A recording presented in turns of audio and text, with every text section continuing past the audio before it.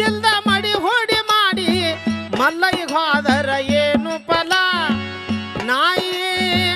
ಮಾಯಿ ಉಡಿಯಾಗ ನಾಯಾಗಿ ಬಿದ್ದವಂಗ ನರಕದ ಬಾಗಿಲು ದೂರಿಲ್ಲ